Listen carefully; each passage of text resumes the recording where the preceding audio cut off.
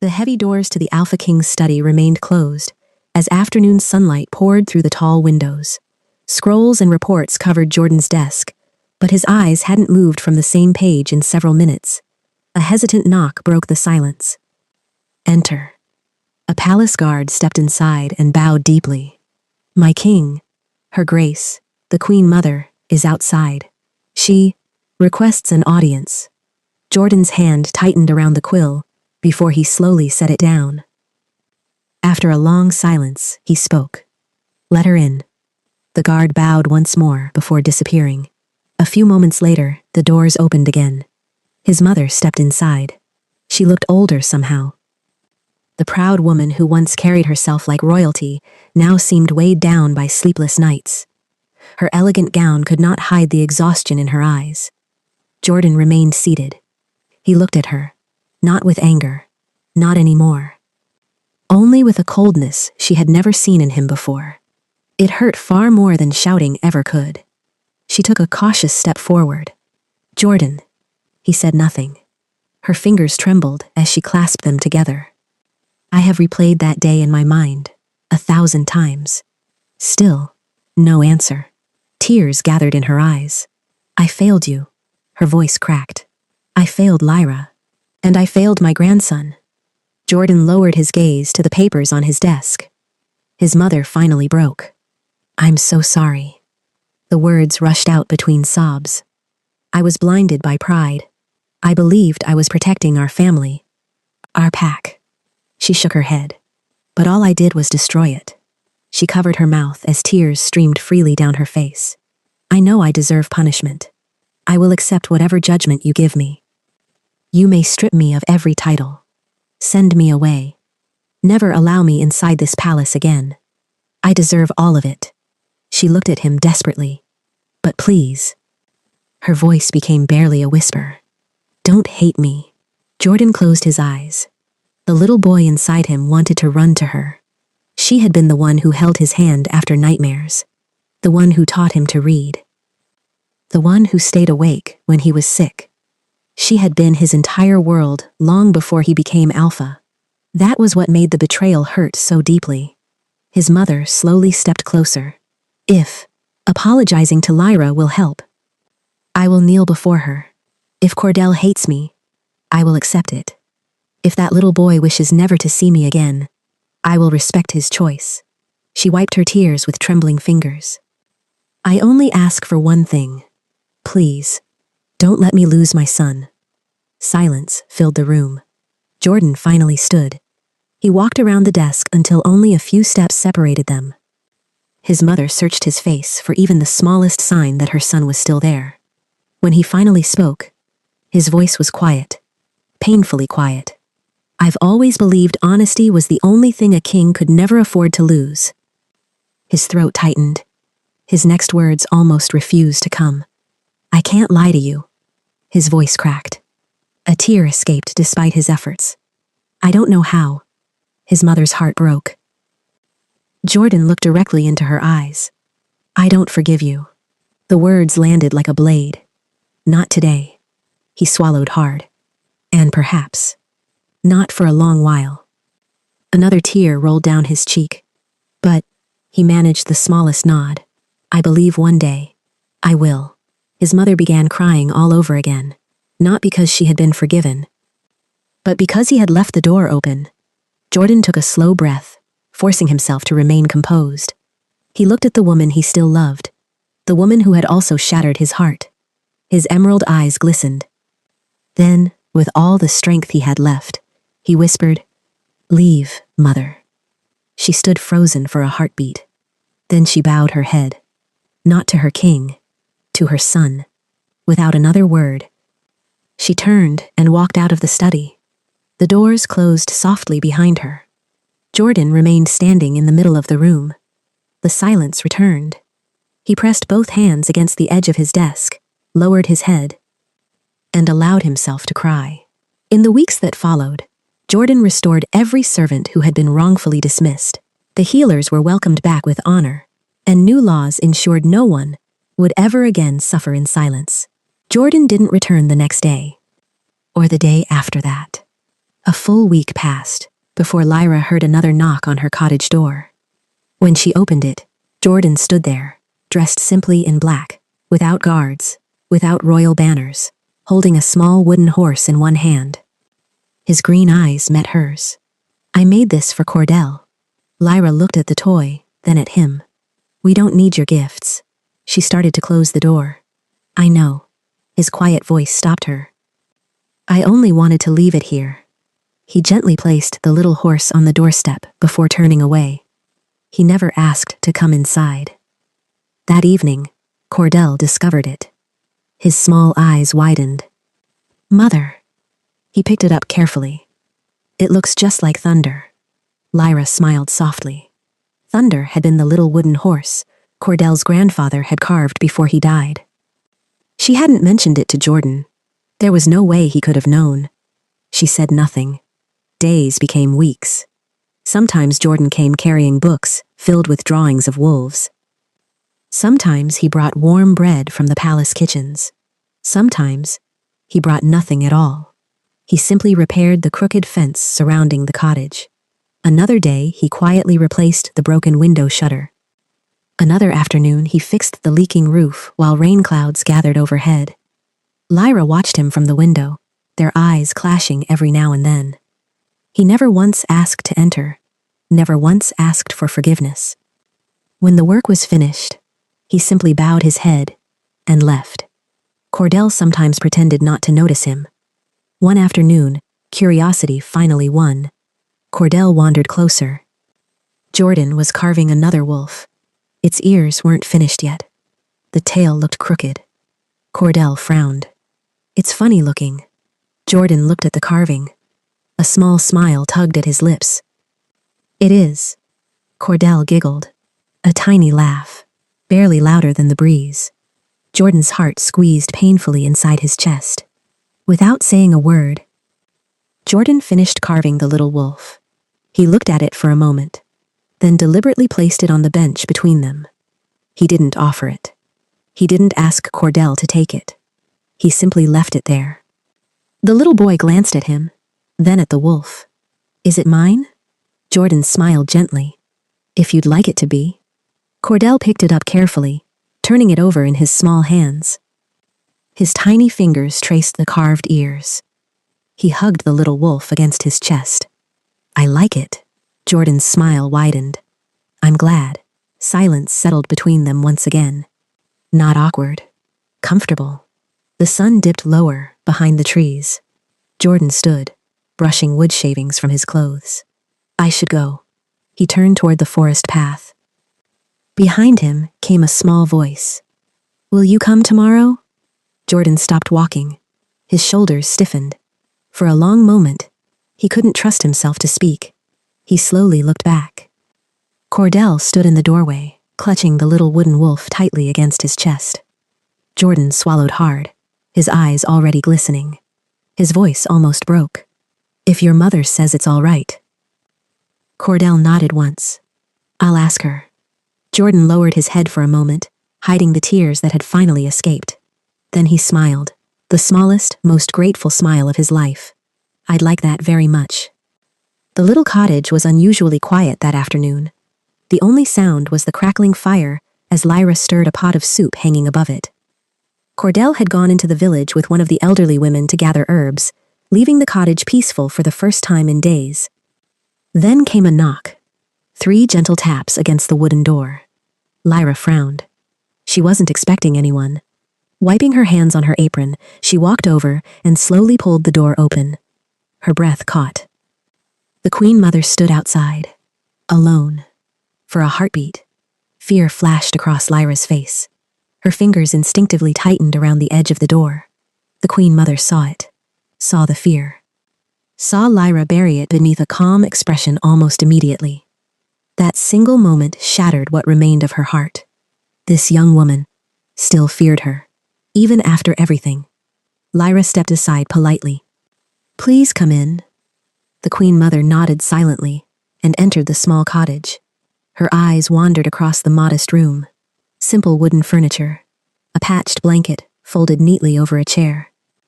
Fresh flowers resting in an old clay vase. Lyra gestured toward a chair. Please, sit. Instead, the Queen Mother slowly lowered herself onto both knees. Lyra's eyes widened. My queen. She hurried forward in alarm. What are you doing? She immediately reached for the older woman's arms, gently helping her back to her feet, before anyone outside could possibly see. You mustn't kneel to me. The Queen Mother looked at her through tear-filled eyes. I already should have. Her voice trembled. I'm sorry. The words came out broken. So sorry. I judged you. I humiliated you. I ignored your pain. And because of me, my own son looks at me like a stranger. Her shoulders shook. I am losing him, Lyra. A sob escaped before she could stop it. And I don't know how to live with that. Lyra stood quietly. She had imagined this moment many times. She thought she would feel satisfaction, vindication, perhaps even anger. Instead, she only felt sadness. She offered the Queen Mother a small, weary smile. We all live with the consequences of the choices we make. The words weren't cruel.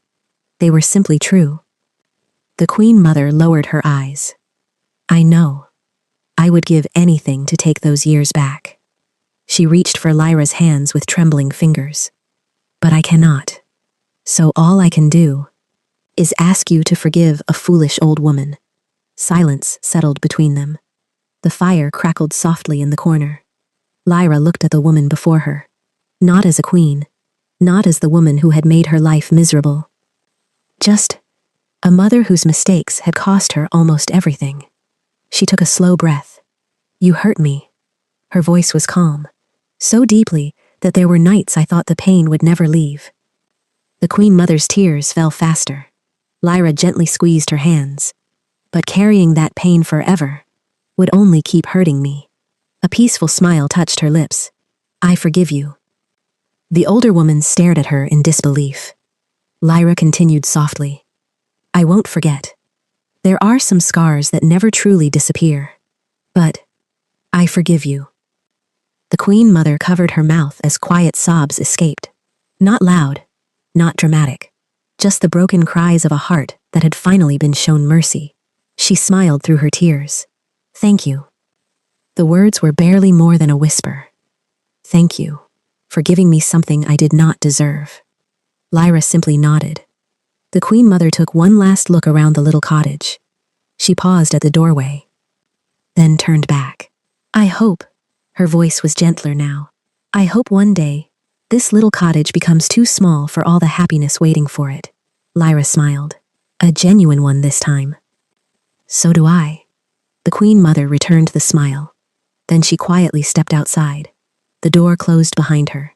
Lyra remained where she stood, staring at the wooden door for several long moments. She slowly released a breath she hadn't realized she'd been holding. Forgiveness, she realized, didn't erase the past, but it finally allowed her to stop living inside it. A month passed. The little cottage no longer felt so lonely. Every few days, Jordan would appear at the front gate, never empty-handed. Sometimes he brought books filled with stories of legendary wolves. Sometimes he arrived carrying fresh pastries from the palace kitchens. Sometimes he came with nothing but a smile. Cordell waited for those visits now. The little boy would race to the window the moment he heard footsteps outside. He's here. Lyra would pretend not to notice. Cordell. You've already asked me 3 times today. But Mother. His silver-green eyes sparkled with hope. Can we go to the palace? Lyra folded another piece of laundry, deliberately avoiding his pleading expression. You spent all day there yesterday. But Father said. He stopped himself. His cheeks turned pink. Jordan, standing awkwardly near the doorway, looked just as startled. Lyra slowly looked up. Neither of them corrected him. A smile tugged at the corners of her lips. Only for a few hours. Cordell let out a triumphant cheer before throwing his little arms around her waist. You are the best. Jordan couldn't help laughing. I believe that means I've been granted permission. Lyra rolled her eyes playfully. Don't get used to it. Never. Yet both of them knew he secretly hoped he would. The days became lighter. Jordan and Cordell were inseparable. They trained together in the palace courtyard, built wooden swords, played hide-and-seek among the palace gardens. Sometimes, Jordan would carry the sleepy 6-year-old back to the cottage after sunset because Cordell refused to wake up. The palace servants smiled every time they saw them together. It felt right. Lyra changed too. The walls around her heart slowly disappeared. Not all at once. Brick by brick. One evening, after Cordell had fallen asleep, she and Jordan remained outside the cottage until dawn. There were no secrets left. No lies. No misunderstandings. Only truth. She told him about every lonely birthday, every frightening winter, every night she had cried herself to sleep while comforting their son. Jordan listened, never interrupting, never defending himself. When she finished, he simply whispered, "I'm so sorry." Silence stretched between them. Then Lyra smiled through misty eyes. "I know." She reached over and squeezed his hand. "I forgive you." Jordan closed his eyes. A single tear escaped. "Thank you." Later that same night, he looked at her carefully. "When you're ready, you should come home." She knew exactly what he meant. The palace. He nodded. "It has always been your place." He quickly added, "But if you never wish to return, I'll understand. I'll respect whatever life you choose." Lyra looked toward the tiny cottage they had built together. Then, toward the distant palace, glowing beneath the moon. She smiled softly. "When the time is right, I'll come." Another week passed. The moon hung full and brilliant over the forest. Jordan carried a sleeping Cordell into the cottage. The little boy barely stirred as Jordan tucked him beneath his blanket, brushing a stray lock of hair from his forehead. "Good night, little wolf." Cordell smiled in his sleep. Jordan quietly closed the bedroom door. Outside, Lyra sat on the old wooden bench beneath the oak tree. She looked up at the moon. Jordan joined her without saying a word.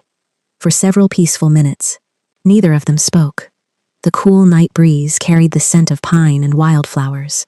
Their wolves purred quietly beneath their skin, content, at peace. Then, Lyra felt it. She turned. Jordan was looking at her, not speaking, simply looking. She raised an eyebrow. "What?" He didn't answer. His eyes never left hers. A blush slowly crept across her cheeks. She laughed nervously. "You're being a little creepy." That finally made him smile.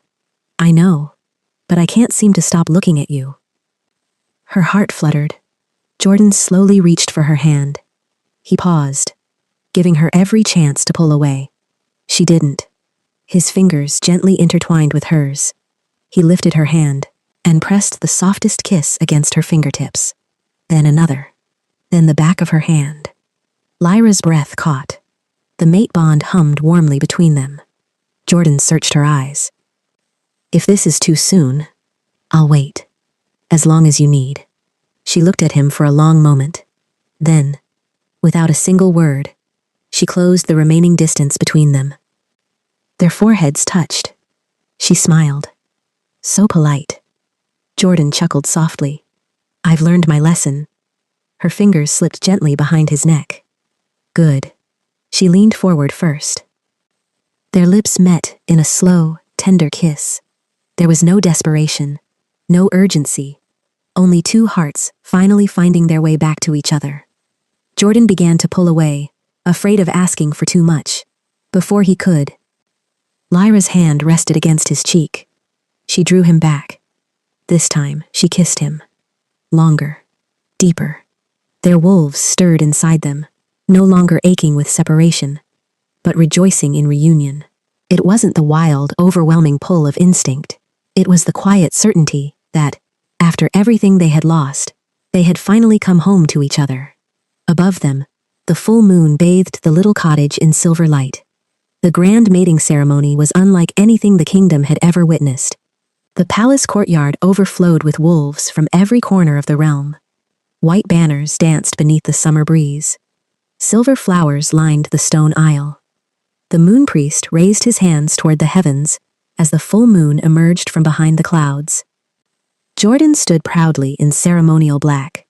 Beside him, Lyra, beautiful, radiant. The woman who had once entered the palace as nothing more than a servant, now stood before the entire kingdom as their rightful Luna. Their fingers intertwined. Neither of them looked away. Not this time. The moon priest smiled. Do you accept one another before the moon goddess? Not only as mates, but as equals. For every lifetime she grants you? Jordan never hesitated. I do. Lyra looked into his eyes. This time, there was no fear, no pain, only peace. I do. A brilliant silver light surrounded them as the mate bond completed itself. Their wolves rejoiced. The entire kingdom erupted into cheers. Cordell laughed so loudly that everyone turned toward him. My mama and papa did it. The crowd burst into warm laughter. Jordan scooped his son into his arms. The three of them stood together beneath the moon. Finally home. The kingdom celebrated until sunrise. Songs echoed through every village. Bonfires burned across the mountains. For years afterward, the people would speak of that night, not because it was the grandest mating ceremony in history, but because it proved that even the deepest wounds could heal. As Jordan, Lyra, and little Cordell begin their new chapter, I just want to say thank you. Thank you for walking this journey with them, and for all the love you've shown this story. It truly means more than you know. Before you go, tell me where you're watching from in the comments. I'd love to know where our little wolf family is growing around the world. Until we meet again, may the moon protect you, may it guide your path, and may your heart always find its way home.